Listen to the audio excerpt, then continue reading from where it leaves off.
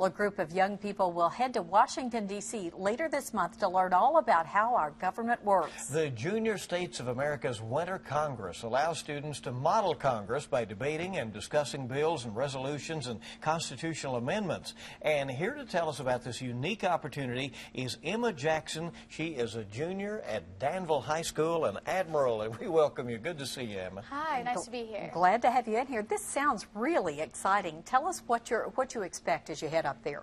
Well, we expect to meet schools from all across the nation, and we're going to be debating a lot of things such as international affairs and domestic affairs in the United States, and it's really interesting to see other people's viewpoints from across the nation. And you come up with your own bill, your own proposal, and what is yours? Mine, in particular, is on bettering the transportation in the United States by increasing the Department of Transportation's budget.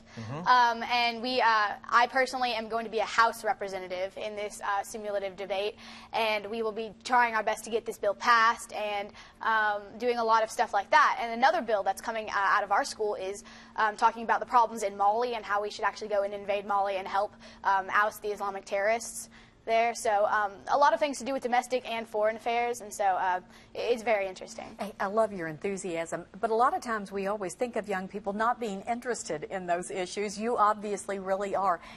How did you get this interest?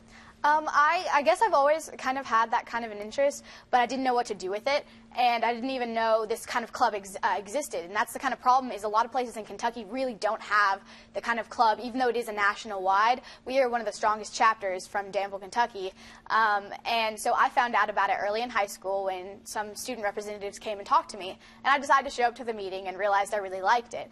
And then when I went to a overnight conference, I found out that being able to interact with people who have the same interests that I do really is really interesting and completely worth my time. Well, this is going to be a very realistic experience because, as you say, the other students who are there will be there from across the country as well, just like Congress. So what are you going to do when somebody says, how are you going to pay for this transportation bill? Well, actually, I took a very strong look at the budget of the United States and what really there is to cut, and honestly there isn't much to cut. Instead, I focused on reallocating funds that we're using a little bit, taking a small portion out of the Department of Defense budget, especially in terms of what we're using here at home and using at bases that we're now closing in places such as Afghanistan. And this is money because their budget is over $200 billion in some cases, and especially in the operations and maintenance portion. And since we are operating and having a whole lot less maintenance, it's not needed as much.